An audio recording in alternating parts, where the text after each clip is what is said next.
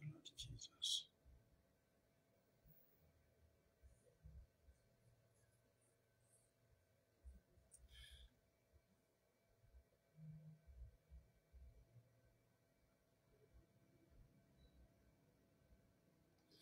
Msikilizaji wangu mpendwa, popote ambapo upo na unanisikiliza asubuhi ya leo, nachukua hii nafasi kukukaribisha katika mafundisho ambayo tunayaendeleza siku ya leo, ikiwa ni Jumapili ya tarehe 18 mwezi wa 5 mwaka wa 2025.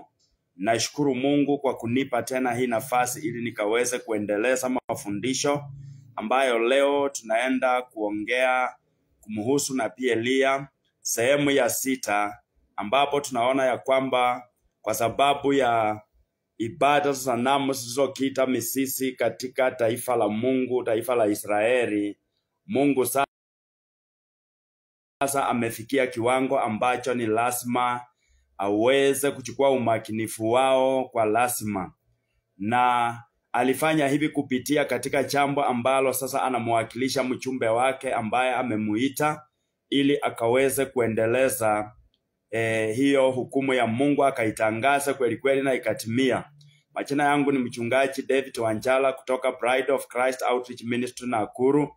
Ni huduma ambayo Bwana ameipa tunuku ili nikaweze kufundisha mafundisho katika mada mbalimbali. Kama leo hivi tunaendeleza mfululizo wa mafundisho ambayo nilianza Jumapili 5 zilizopita, leo ikiwa ni Jumapili ya 6.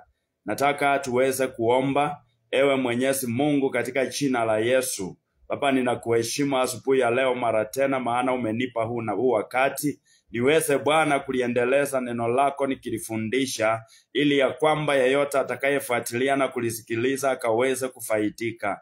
Jehova Mungu, najua ya kwamba si kwa nguvu na sio kwa uweza, bali ni kwa Roho wako Mtakatifu. Na kwa hivyo leo kanipe hata Mungu Papa tafakari na hata Mfalme kumbukumbu kulifuatilia hili neno na kulifundisha, likaweze kuwa na mguso na mafunzo kwa maisha ya mwanadamu ambaye atanifuatilia. Asante Mungu kwa sababu wewe ni Bwana. Sifa na utukufu zikakurudia milele na milele, maana unastahili, na ni katika jina la Yesu Kristo nimeomba nikiamini. Haleluya. Msikilizaji wangu, karibu tena katika hiki kipindi cha mafundisho ambayo yanaendeleza kwa sababu nilianzia Jumapili 5 zilizopita, leo ikiwa ni Jumapili ya 6.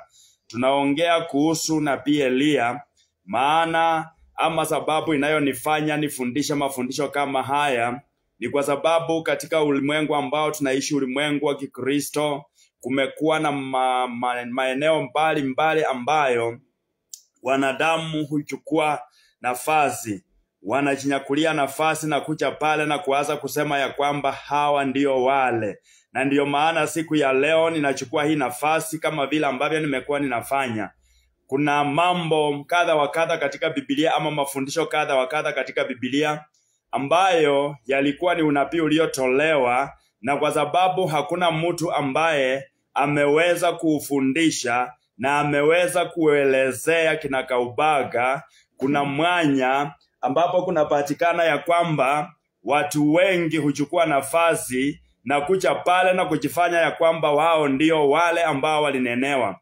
Kwa mfano, ujumbe ambao niliukamilisha katika vipindi kadha wa kadha zilizopita, nilikuwa nanena kuhusu kitabu cha Kumbukumbu la Torati, mlango wa 18 mstari wa 15 hadi mstari wa 18, ijapokuwa tulisoma hadi mstari wa 22. Tulikuwa tunaangalia kuhusu ahadi ambayo Mungu aliweza kuiahidi kupitia kwa neno lake, na akawa amesema, akamwambia Moses ya kwamba atamuinua nabii ambaye atakuwa kama yeye. Na kisha tukaja kugundua ya kwamba kupitia kwa maandiko ambayo niliyanakili kwa upana kila mahali, nikaja hata katika Agano Jipya, tukaona ya kwamba bila shaka yule nabii alikuwa ni Yesu Kristo.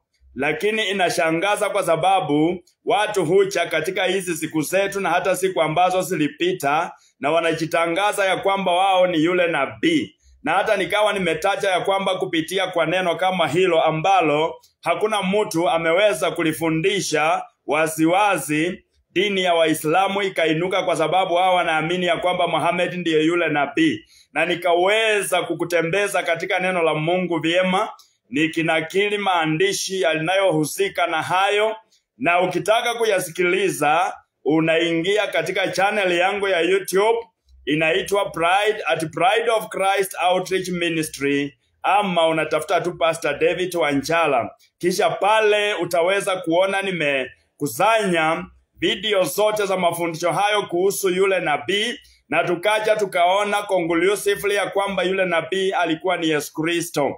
Na ndipo kutoka pale nikasema ya kwamba niweze kufundisha kuhusu nabii Elia. Maana pia katika siku zetu na siku ambazo zimepita katika historia ya Ukristo tunakuta ya kwamba kila wakati watu wanainuka na wanasema ya kwamba wao ndio Elia. Na kuna ufahamu tofauti tofauti, kama kwa mfano katika madhehebu tofauti tofauti kuna vile ambavyo wanatafsiri unabii huu wa mtumishi wa Mungu nabii Elia. Na ndio nikaona ni vema niweze kunena kufundisha.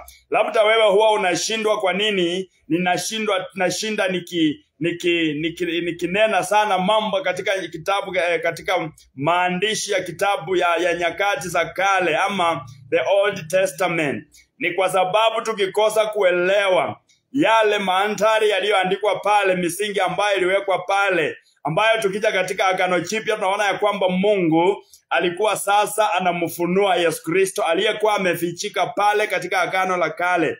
Maana katika Agano la Kale Kristo amefichika ndani mule, lakini tunapokuja katika Agano Jipya tunakuta ya kwamba Kristo amefunuliwa. Hiyo ndiyo maana inanifanya, maana ninapoendelea hivyo wakati nitakuwa nimemalizana na mafundisho kama haya, nitakapokuja katika New Testament nitakuwa ninadhibitisha na nitakuwa nikinakili hata kutoka Genesis mambo haya yote, kwa sababu ni mambo yaliyo nyeti kabisa. Kwa hivyo msikilizaji wangu popote ambapo upo, usiwe na shaka. Wewe tu kila ambacho unaweza kufanya ni kuchukua hii nafasi, uketi chini na ukasikilize, uchukue kalamu yako na daftari lako, ili ya kwamba mstari ule naenda kuusoma na vile nitakavyoelezea wewe unaweza tu kunakili, kwa sababu nataka kuleta haya mafundisho kwako vizuri.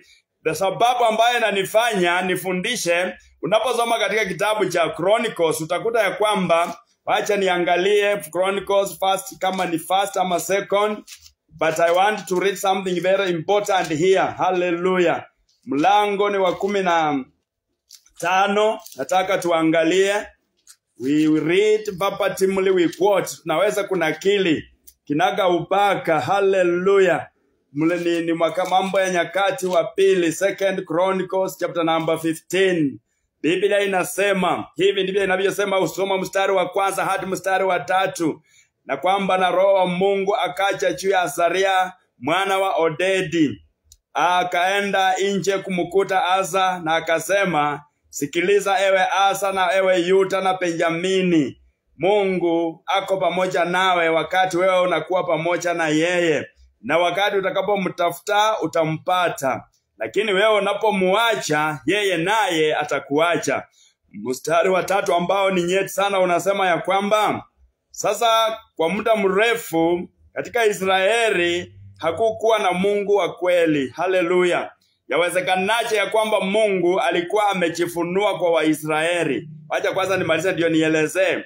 Ya kwamba kwa muda mrefu ama kwa kipindi kirefu katika Israeli hakukuwa na Mungu wa kweli, na hakukuwa na kuhani wa kufundisha, na hakukuwa na sheria. Unaweza kusoma ukaendelea, lakini hapa muktadha wa hili neno ni ya kwamba taifa ambalo Mungu aliteua na akalipatia sheria na akaliinulia makuhani ili waweze kulifundisha kuhusu Mungu, ya kwamba hakustahili kuwa na mwanya wowote mahali popote ambapo uliachwa, ya kwamba eti hakuna kuhani katika taifa la Israeli. Kutoka wakati ambapo Mungu aliita taifa la Israeli, aliwaweka makuhani waweze kuhudumu kwenye madhabahu na akawapatia maagizo ambayo yamenakiliwa vyema. Lakini neno linasema ya kwamba katika siku hizo hakukuwa na Mungu wa kweli katika Israeli. Inawezekanaje taifa ambalo Mungu alikuwa ameliita na akaingia katika agano nalo na akatengeneza mazungumzo yaliyo mazuri kupitia Abrahamu, Isaka na Yakobo, eti ya kwamba hakukuwa na Mungu wa kweli katika taifa la Israeli? Jawabu tunalipata pale katika mstari wa 3, unasema ya kwamba hakukuwepo pia na sheria. Na kwa sababu gani hakukuwepo na sheria? Ni kwa sababu hakukuweko na mkuhani aliyefundisha. Kuhani walikuwepo, lakini hawakujihusisha na kufundisha. Na kazi ya kuhani ni kufundisha, kupeana maagizo, kupeana maelekezo, instructions, kupeana watu ufahamu kuhusu sheria za Mungu, kuhusu njia za Mungu, kuhusu mienendo ambayo Mungu anataka mwanadamu aipitie. Kuhani kazi yake, unapoenda ukaangalia katika mambo ya Walawi, utakuta ya kwamba Mungu anaweka majukumu ya kufundisha the law, statutes, the law, the commandments, the statutes of God. Ya kwamba kuhani alikuwa amechukumiwa, lakini neno linatuambia hakukuweko na kuhani aliyefundisha. Na kwa sababu hakukuweko na kuhani aliyefundisha, mstari wa 4 unasema ya kwamba ati kila mtu alifanya yale ambayo aliyafikiria, na mtu yeyote aliyeondoka njia moja hakuwa na usalama akienda kule. Na kulikuwa na shida nyingi katika taifa la Israeli. Sababu ambayo yanifanya mimi nifundishe ni kwa sababu ya kuelewa ya kwamba hata katika nyakati zetu makuhani wamejaa ulimwengu mzima. Na leo katika kila mahali ambapo kuna madhabahu, wanasimama mahali pale kutoa dhabihu zao. Twakuta ya kwamba watu wachache sana watafundisha kuhusu yale yaliyo katika Biblia. Na ndiyo maana Mungu akaniweka mzigo huu ya kwamba sitakuwa na nena jambo lingine ila tu ni kuchukua na nifundishe, nikielewa, nikifahamu ya kwamba hii huduma ni huduma ambayo si wengi wanaichangamkia kwa muda huu, lakini tutakapokuwa tunaendelea, bila shaka utakuja kuelewa na kufahamu ya kwamba kweli hii ndiyo huduma ambayo mimi natakana kuifuatilia. Haleluya.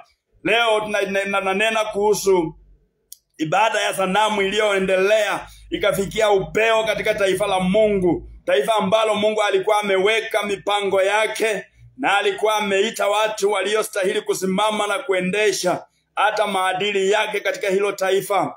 Ikafika wakati tuliona katika kipindi chetu kilichopita, tukaona watawala wakitawala mpaka tukafikia mtawala ambaye anaitwa Asa. Na ni Asa yule nimemsoma katika kumbukumbu la katika Second Chronicles, Mambo ya Nyakati wa Pili 15, mlango wa kwanza, mstari wa kwanza, wa pili, wa 3 na wa 4. Ya kwamba katika hizo nyakati vile ndio naona ya kwamba hakukuwa na Mungu wa kweli katika Israeli. Na ndio inatuelezea kwamba hapa sasa katika kitabu cha Wafalme wa Kwanza mlango wa 17 unapousoma wote, kwa sababu kunayo mambo ambayo nitayatacha tu na nimekutachia. Uko na mistari 24. Mlango wa kwanza ama Wafalme wa Kwanza 17 uko na mstari wa kwanza mpaka mstari wa 14. Leo nataka kuyakapcha ama kuyaleta yale yaliyomo ndani haya.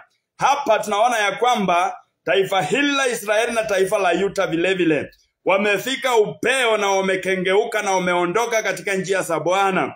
Na ni wazi ya kwamba Mungu hawezi kuendelea kuwastahimili katika hiyo hali. Ni lazima kunalo chamba ambalo Mungu anasababisha lifanyike. Ndiyo ya kwamba hili taifa lililokuwa limekengeuka kiwango ya kwamba walikuwa wamemsahau Mungu wa kweli wa Israeli liweze kurejea.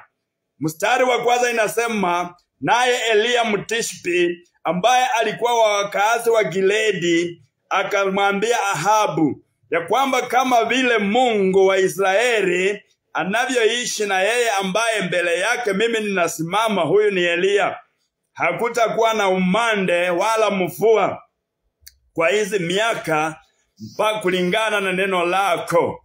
Eliya akaonekana ambaye anaitwa Mtishbe, aliyekuwa mmoja wa wakazi wa Gileadi, Ramogi Gileadi. Nilikuelezea ya kwamba Rubeni, Gadi na Manashe ama tribe nusu ya Manashe walikuwa ndio waliokuwa wakazi mahali pale.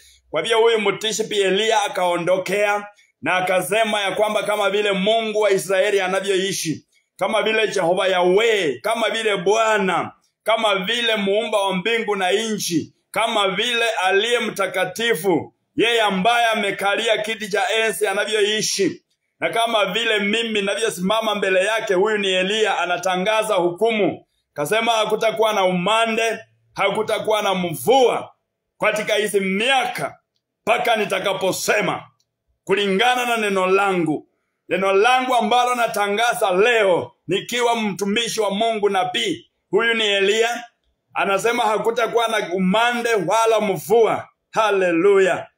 Haya maneno ni maneno ambayo ni mazito sana, kwa sababu wafalme wa Israeli walikuwa wameendelea katika ukengeufu wao katika ibada sanamu, lakini licha ya hayo mvua ilikuwa haijakosa kunyesha.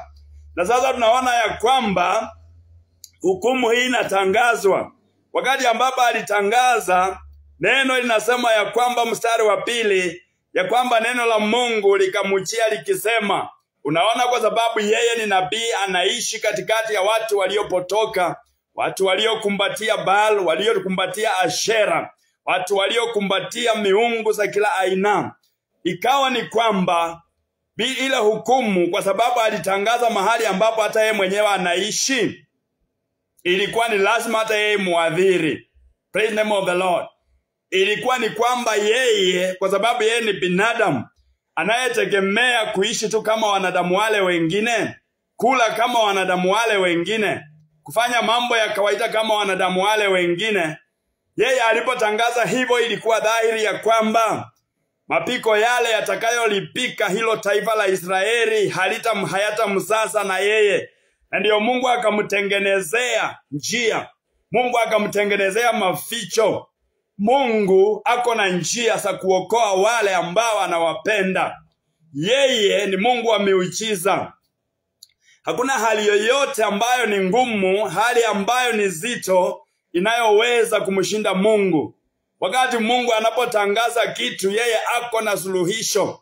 Kwa hivyo wakati Mungu alipotangaza hivyo kupitia kwa kinywa cha nabii Elia, twaona ya kwamba pia akarejea na akamshauri kutoka mstari wa 3, akamwambia, wewe ondoka mahali hapa na ugeukie upande wa mashariki, na wewe uende ujifiche kwenye kizima. Kulikuwa na kizima mahali kinaitwa Cherithi ama Kidroni.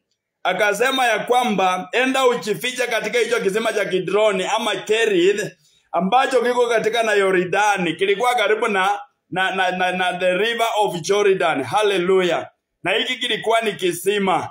Akasema wewe enda ujifiche mahali pale, na mstari wa 4 anasema ya kwamba itatimia ya kwamba wewe utakunywa maji, utayanywa maji yale ya kisima cha Kidron ama Cherithi, na mimi nimewaamurisha kunguru wakuche wakulisha mahali pale. Hallelujah.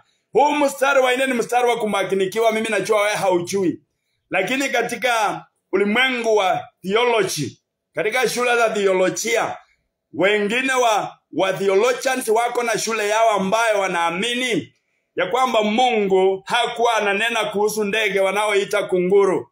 Ni kuonyesha hatari ambayo tuko nayo, kwa sababu katika hizi shule za theology pia wanakataana na vile Mungu anavyonena na wanaleta dhana zao. Maana ukisoma wanasema ya kwamba hawa kunguru ilikuwa tu ni matumizi yasiyomaanisha ndege. Wao wanasema ilikuwa inamaanisha Waishmaeli, Waislamu ndio waliokuwa wamletee chakula. Hivyo ndivyo wanapendekeza. So wanafunzi wa theology unakuta ya kwamba wengine wamekwamilia haya mambo, lakini mimi ninaliamini neno la Mungu kama vile ninavyosema kunguru. Maana kuna ndege anayeitwa kunguru, na tunajua ya kwamba kunguru ni mlafi. Huwezi ukampa nyama na yeye akaweza kuipepa, lakini kwa sababu huyu kunguru aliumbwa na Mungu, Mungu ni lazima anamuamurisha na yeye anatekeleza. Kwa hiyo Mungu akasema katika hiki kichitwa cha Cherithi ama Kidroni pale kando ya Jordani, hapo ndipo wewe utayanywa yale maji, na nimewaamurisha kunguru watakuletea chakula. Haleluya. Biblia inasema mstari wa 5 ya kwamba kwa hivyo Elia akaenda na akafanya kulingana na neno la Mungu. Maana yeye alienda akakaa kando ya kichito cha Kirithi ambacho kilikuwa hapo karibu na Yordani. Na Biblia inasema ya kwamba nao kunguru wakamletea mkate ama nyama, mkate na nyama asubuhi na mkate na nyama jioni, na akayanywa maji yale ya kisima. kile kisima cha Kidroni ama Cherith. Haleluya. Unaona utwalisi wa Mungu. Mungu vile alivyo na nguvu na uwezo na mamlaka makubwa, ya kwamba hata angani, hayawani, ndege wa angani vile vile wanaamrishwa na wanatekeleza mapenzi yake. Hapa hivi tukaona ya kwamba kunguru wakawa na pepa chakula. Asubuhi wanamletea kule walikuwa wanatoa. Ni Mungu anajua, kwa sababu yeye ni Mungu ambaye hawezi akapimika na nyakati. Ni Mungu aliye juu ya yote. Ni Mungu anayechaa yote. Ni ndani ya yote, juu ya yote, katika yote. Na yeye ndiye muumba. Hakuna kitu kinaweza kumshinda. Hakuna jambo linaweza kumchanga moto. Maana yeye ndiye mwenye amekalia katika kiti cha enzi. Na ameshikilia steering ya maisha. Na kila chochote ambacho kinahusu maisha. Viumbe vinavyoonekana na visivyoonekana. Yeye ndiye mtawala. Haleluya. Ni vyema msikilizaji wangu kutambua haya. Na kujua ya kwamba huyu Mungu ambaye namnena sio miungu. Maana utakapokuwa naendelea utaona wakati Elia anawaita manabii 450 wa Baal na manabii wa Ashera 400 katika pale mahali pa Karmeli, katika mlima wa Karmeli, ambapo napaita the discourse of Mount Carmel. Hapo hivyo kulikuwa na jambo ambalo Mungu alitekeleza mahali pale. Lakini kabla tufike hapo, elewa ya kwamba Mungu akawa amepeana mwelekeo. Haleluya. Biblia inasema mstari wa 7 ya kwamba ikaja kutumia kwa muda mfupi, ya kwamba hicho kisima cha Cherithi ama kisima cha Kidroni kiliweza kukauka kwa sababu hakukuwa na mvua katika nchi. Wakati mvua hainyeshi, ni dhahiri ya kwamba mito yote itakauka.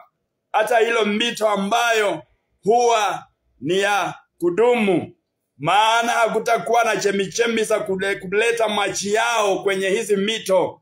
Mito hizi katika ukapata vidimbwi za maji. Hakutakuwa na mfure na mtiririko. Unaweza kupata burns hapa na pale. Haleluya. Na hivyo ndivyo ilikuwa hali wakati ambapo Elia ametangaza ya kwamba kwa hizi miaka, hakutaja ni miaka ngapi, lakini tunapoendelea kusoma maandiko mengine tunaelewa ya kwamba ilikuwa ni miaka 3.5. Haswa tukija katika vitabu za Agano Jipya tutakundua ya kwamba kuna venye hawa watumishi wa Mungu walisaidiwa na Roho wa Mungu akawapa ufahamu na kwamba hili jambo lilifanyika kwa miaka 3.5. Vile vile historia ilikuwa imenakili na imeweka rekodi ya haya mambo. Haleluya. Kwa hivyo tuwakuta ya kwamba ikafika wakati ambao huu mto pia ulikauka. Huu mto ukakauka, maana hakukuwa na mvua katika nchi. Na Biblia inasema ya kwamba wakati mto ulikauka, Mungu hapungukiwi na mipango yake. Maana alikuwa amemwambia enda uketi pale. Alijua ya kwamba wakati huu kisima kitakauka, lazima atampatia plani nyingine. Na hapa ndipo neno linatuambia ya kwamba akanena, neno la Bwana likamjia katika mstari wa 8 likamwambia, ondoka na uende kule Sarebathi ambayo ni ya Sidoni. Sarebath, a place, area ambayo inaitwa Sarebathi ambayo ni ya Sidoni. Yesu Kristo alikuja akanena mambo mengi kuhusu Sidoni. Haya yalikuwa ni maeneo ya watu wa mataifa, katika eneo la Galilaya ya mataifa. Hallelujah. Praise the name of the Lord. Sidoni, Tiro, Bethsaida, Kapernaum. Maeneo haya yalikuwa ni yale maeneo ambayo yalikuwa katika mpaka ya watu ambao wanaitwa watu wa mataifa, ambapo Naftali, haleluya, yeye Naftalimu na mwingine, makabila mawili ambayo tutayaona tunapoendelea, yalikuwa yamepewa kurithi. Walikuwa wanapakana na hawa watu, the Sidonians. Kwa hivyo Mungu akamwambia kwamba enda kule Sarefathi ambayo iko katika eneo la Sidonia, la Sidonian, ya Sidonia, la Estonia. Na kule, angalia nimemwamurisha mchane ambaye atakuendeleza wewe, mchane, ambaye atakuhifadhi wewe mahali pale, mchane. Angalia, unapoanza kuhusu mchane, hauoni wingi, hauoni utele. You don't see. A widow ni mtu wa kusaidiwa, ni mtu wa kupewa kwa sababu hana mtu wa kutegemea. Ni ya kwamba aliondokewa na tegemeo lake, na kwa hivyo yeye amewekwa pale mhanga, akawa mtu ambaye ni lazima asaidiwe. Lakini Mungu anasema mimi nimemwandaa mchane. Mungu wa wachane, jina lake litukuke. Haleluya. Anasema wakati mchane na watoto wasio na baba wanapolia, Mungu mwenyewe huchukua hicho kilio chake, na yeye mwenyewe huwalipizia kisasi. Tuona Mungu akimwelekeza aende kule Zarefati. Utaona ya kwamba nitanakili sasa katika Agano Jipya briefly, lakini sikiliza. Akasema nimemwamurisha mchane pale ambaye atakuhifadhi. Nataka kusoma katika Luka 4:25. Kisha turudi turejelee, tuendelee. Luka 4 mstari wa 25, Yesu anasema hivi: lakini ninakuambia wewe ukweli, kulikuweko na wachane wengi katika Israeli katika siku za Elia, wakati ambapo mbingu ilifungwa miaka 3.5. Hiyo ni miaka 3 na miezi 6, ambapo kulikuwa na njaa katika nchi mzima. 26 inasema, lakini si kwa wao ambao Mungu alimtuma Elia, wala yule mchane wa Sarepta, mji wa Sidoni, kwa mwanamke aliyekuwa mchane. Haleluya. Kulikuweko na wachane wengi katika Israeli. Mungu, kwa sababu yeye ni Mungu anayechua kila anafanya, ni Mungu asiyebadilishwa na wanadamu, na msukumo na hisia na uzito na nguvu, akamshauri Elia aende kule Sidoni akiwa na kusudi, kwa mwanamke aliyekuwa mchane, amuhifadhi, amchunge kwa ule muda uliosalia, ili tena Mungu aweze kutembelea nchi yake kwa kuinyea mvua. Hallelujah. Praise the name of the Lord. Tuona ya kwamba Elia hakukuwa na mapishano na Muumba, maana alikuwa ametumwa kwa neno lake. Mashauri amepewa, kazi yake ni kutii. Mstari wa 10, yeye aliamuka na akaenda kule Sarepta bila kujua ni wapi ama yule mchana atampata wapi. Mungu ni Mungu wa kuunganisha. Wakati tu anaenda katika mlango wa kuingia kwenye ule mji wa Sarepta kule Sidoni, Biblia inasema ya kwamba mwanamke mchane alikuwa pale. Aiwanda na shangaa kama kuni huwa zinaenda kuchanjwa kwenye malango. Haleluya. Aiwanda na shangaa kama kuni hutafutwa kwenye kuna malango. Kuni hutafutwa kwenye misitu, mahali kuna miti, mahali kuna vijiti. Haleluya. Lakini angalia, Mungu amemshauri huyu mwanamke aende kando kando, maana yeye yuna kusudi, yeye ako na mpango mahususi.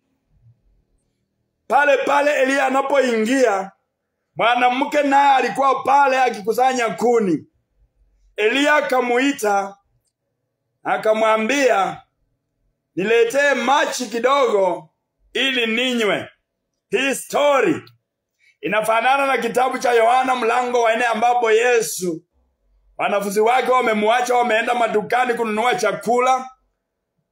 Yeye anaona mwanamke Msamaria anakuja kuchota maji. Haleluya.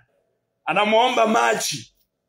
Mawasiliano inaanzia pale. Tunaona ya kwamba kupitia kwa yale mawasiliano ya Yesu na mwanamke Msamaria inatusaidia tuelewe ya kwamba Yesu Kristo ni yule nabii. Haleluya.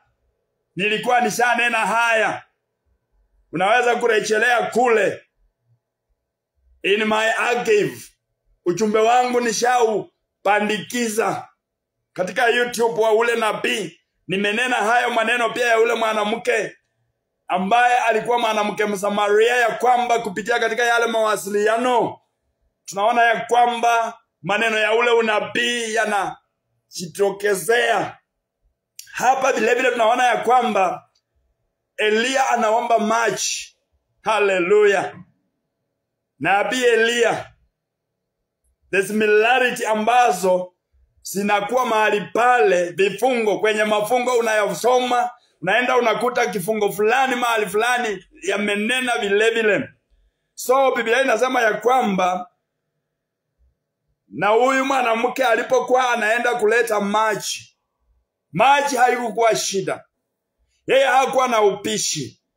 Alijua ya kwamba kwenye nyumba yake hawezi akakosa maji. Elia akamuita, excuse me tafadhali, usiniletee tu maji peke yake, niletee mkate kidogo ili na niweze kuula kwa sababu niko na njaa. Praise the Lord. Hallelujah. Mwanamke akajua sasa mimi nimeisha.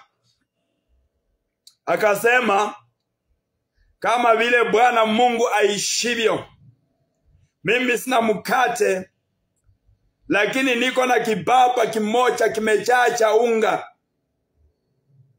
katika chombo, na mimi nimekuja kutafuta kuni mbili, niende nipike na mwanangu wa kiume tule na tufe. That is how the situation was in Israel. Ya kwamba jamii za Israeli walikuwa na chakula tu cha jioni cha kukula na kufa, na kifo kilikuwa ni kawaida. Haleluya. Njaa ilikuwa kwenye nchi, taifa ambalo Mungu alikuwa amelinenea ya kwamba hata liacha. Praise the name of the Lord.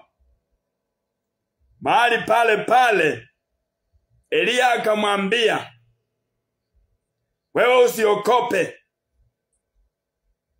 na wewe ufanye vile ambavyo umesema, lakini kwanza enda unitengenezee mkate kidogo kwanza, uniletee, na baada ya hiyo tengenezea mtoto wako wa kiume mkate. 14 akasema, maana hivi ndivyo Bwana Mungu wa Israeli anavyosema, ya kwamba kibaba chako cha unga hakitaisha, kibuyu chako cha mafuta hakitapungukiwa, mpaka vile Mungu atakavyotuma mvua kwenye nchi. Napenda huyu Mungu, that when solutions are unavailable, wakati makusudio na haja inakosekana, Mungu mwenyewe anasimama na anatangaza. Huyu ni Mungu wa Israeli. Huyu ni Jehova Yahweh. Huyu ni muumba wa mbingu na nchi. Mungu ambaye tunamuabudu. Mungu ambaye kanisa linapaswa kumuelewa ya kwamba sio Mungu wa uchache katika hali ya upungufu.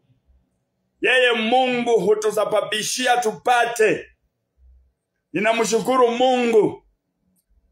Nitafikisha hapa leo katika hii kipindi. Nitakuja baada ya saa 7 tuendeleze katika lugha ya Kiingereza. Haleluya. Tunamuona Mungu aliye katika matendo. Mungu anayefanya mambo kwa kusudio lake. Mungu anayesababisha mambo yafanyike kulingana na vile ambavyo yeye anapenda. Msikilizaji wangu mpendwa, nataka kukuhimiza. Naweza kuwa unapitia machangamoto. Naweza kuwa wewe hauna tumaini. Unaweza kuwa hata nyumba yako hii karibu kufungwa, maana umepewa notice na your landlord. Pengine mtoto wako amefukuzwa shule, na kesho labda mtihani unafanywa na wewe hauna chochote. Labda uko na mgonjwa. Kwetu huwa wanasema wamengojelea tu kwa moyo. Ni moyo tu inatunda kidogo tu aage. Mungu anaweza kuingilia kati. Mungu anaweza kusimama. Mungu anaweza kugeuza. Wewe ni mfungwa, umeandikiwa kunyongwa, unangochelea wakati wako uingizwe kwenye kinyonga. The Lord Jehovah, the Most High God, Mungu ambaye alimchali huyu mwanamke mchane ili aweze kutekeleza kusudi lake na mpango wake katika taifa lake ambalo alikuwa ameliteua. Hata katika maisha yako anaweza kutenda ikiwa wewe utaamini. Maana utakapokuwa unaendelea na hii habari utakuta ya kwamba kunalo tukio ambalo lilikuja likatokea kwa huyu mwanamke. Wakati Mungu alikuwa amemtendea muujiza wa kuongeza kile kilichokuwa kinaisha, kuna kiwango kidogo cha imani kiliongezeka ndani mwake. Lakini wakati ambapo mtoto wake aliaga, mtumishi wa Mungu akamuombea na akafufuka. Hapo ndipo anasema, sasa nimekundua, sasa nimechua, sasa nimeamini ya kwamba wewe ni mtu wa Mungu. Unaweza kuamini, na ukiamini, na hiyo imani inatokana na Bwana wetu Yesu Kristo. Neno la Mungu linasema alikuja kwa walio wake, lakini walio wake hawakumuamini. Na yeyote aliyemwamini alipewa uwezo wa kufanyika mwana wa Mungu. Hawa sio wale waliozaliwa kwa damu na nyama, bali ni wale waliozaliwa kwa Roho. Haleluya. Ningependa niombe Mungu aweze kukutana na mahitaji yako. Mungu aweze kukuonekania kwa chochote kile ambacho unaamini. Siku ya leo mimi sikuoni, lakini inawezekana wewe unaniona. Unanitazamia mahali napitia machangamoto. Mimi nataka kukuombea. Naweza kuamini pamoja nami. Mungu Baba Mwenyezi uliye mtakatifu, wakati ambapo huyu mchane hakukuwa na tumaini, alikuwa na kaunga kadogo kwenye kibaba na mafuta kidogo kwenye kibuyu, akawa ameenda kwenye malango atafute kuni mbili aweze kupika mkate na kula na kunywa na mtoto wake na wakufe. Kamtuma Elia nabii, alienda pale akatangaza multiplication, akatangaza kuongezeka kwa kuishi, kwamba hawataishi, hawatakufa, bali wataishi mpaka ile siku ambayo utatembelea taifa lako. Na ni kweli ya kwamba Jehova waliishi.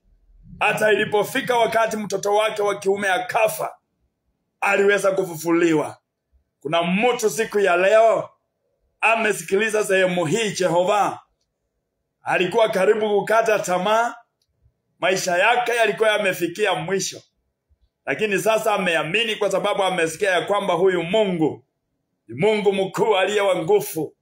Ninaomba siku ya leo na kuamurisha magonjwa mengi yaliyowakandamiza watu wako, yenye yamesababisha wengine kulala kwenye ICU, wengine hata wako katika mashine ya oxygen. Ripoti ya daktari, their prognosis is guarded, is poor. Wametangaza ya kwamba huyu tu anaishi masaa kidogo. Baba Mungu, naweza kubadilisha. Kama hiyo jioni huyu mchana na mwanao walikuwa wakufe, hawakukufa mpaka vile ulivyoitembelea nchi. Natangaza siku ya leo katika jina la Yesu, maana wewe ndiye yule uliyekuweko, uko na utakuweko milele. Mkono wako Jehova hauchapungukiwa. Unyoshe, uwaguze. Unyoshe, uhudumie mahitaji ya hao watu. Waondoe katika upungufu wao. Harakisha Jehova, uwatendee miujiza. Jehova Mungu wa Israeli, Baba wetu na Mungu wetu, Baba wa Bwana wetu Yesu Kristo, ulimtuma Yesu akafa ili sisi tukaweze kuokolewa, tuweze kuhesabiwa wenye haki, ya kwamba alifanyika laana ili sisi tukafanyike baraka kwa Mungu. Naomba Jehova ukawaguze. Naomba Baba ukawaguze. Tembelea watu wako. Waacha baba yangu wakaweze kukuona.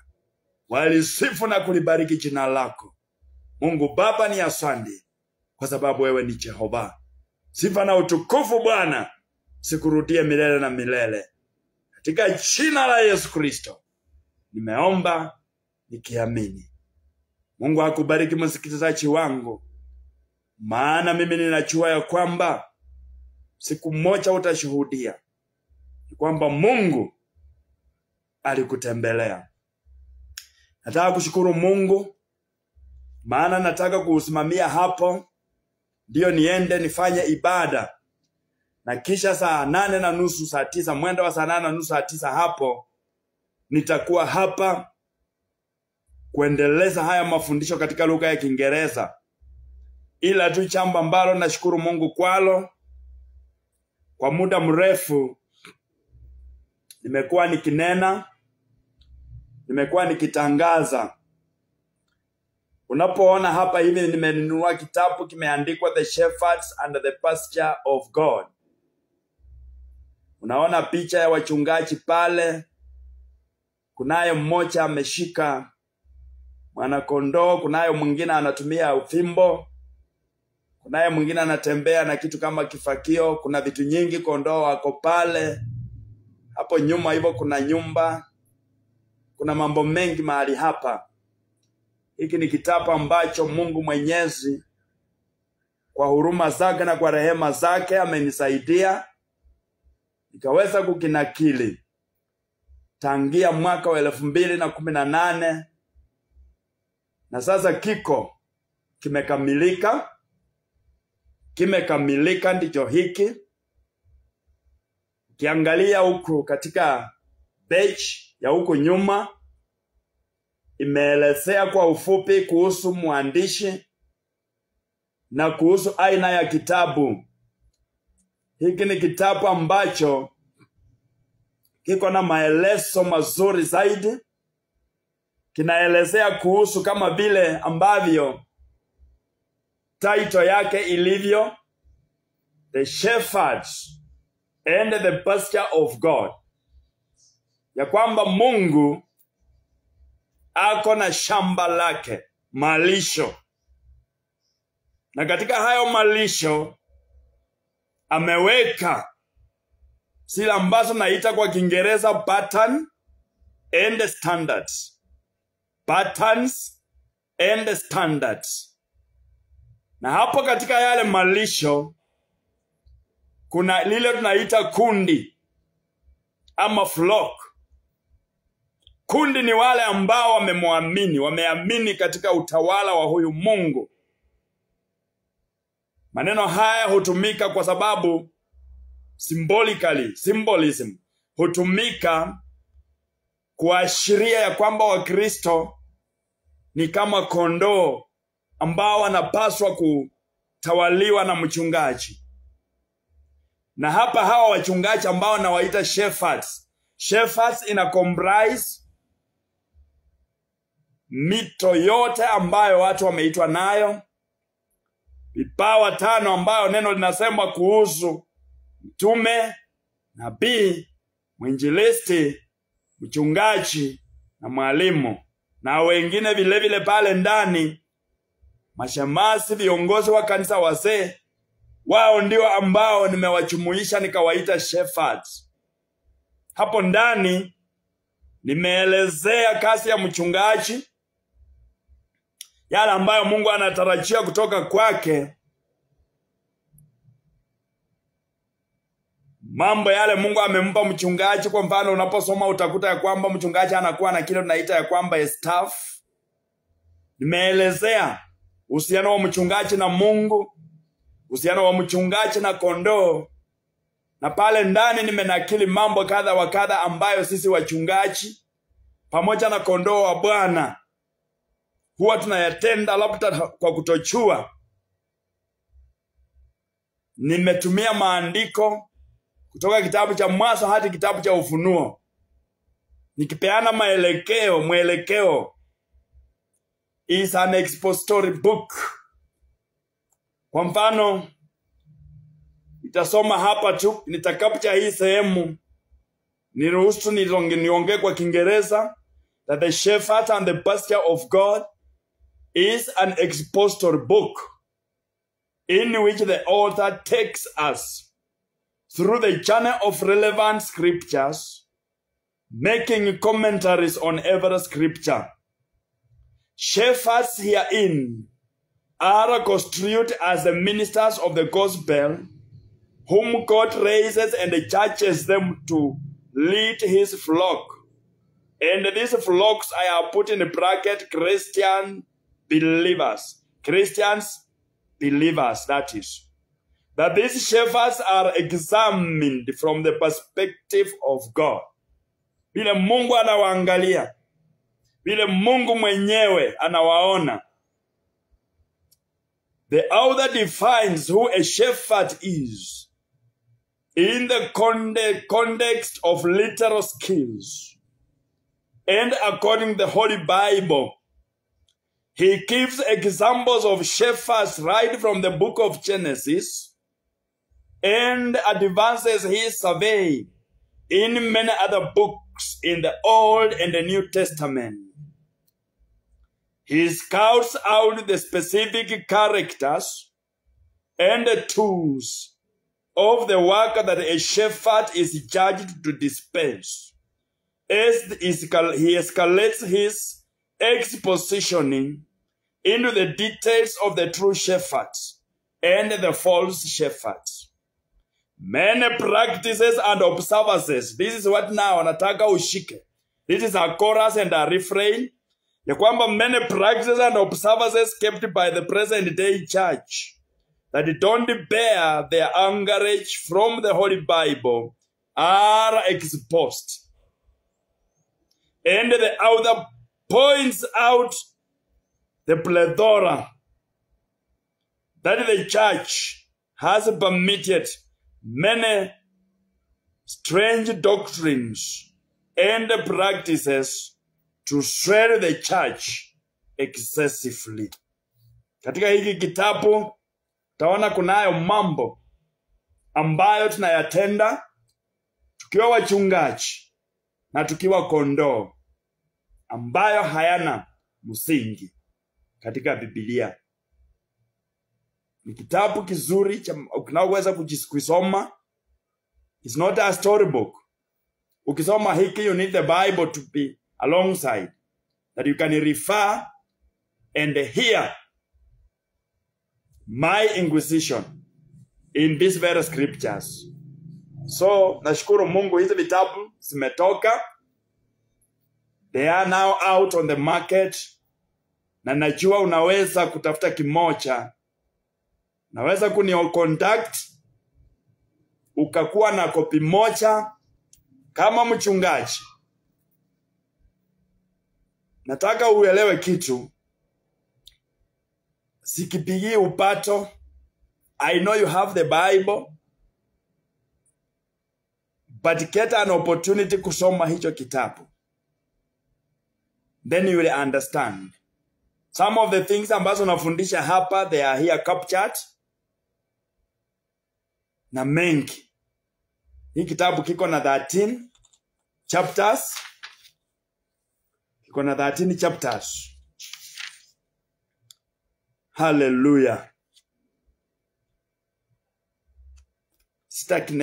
Nitakuwa nikiendelea kukielezea vile Mungu atakuwa anatusaidia. Mwenyezi Mungu awabariki. Muwe na ibada nzuri. Jioni tukutane hapa. Tuendelee na haya mafundisho. Shalom. Shalom.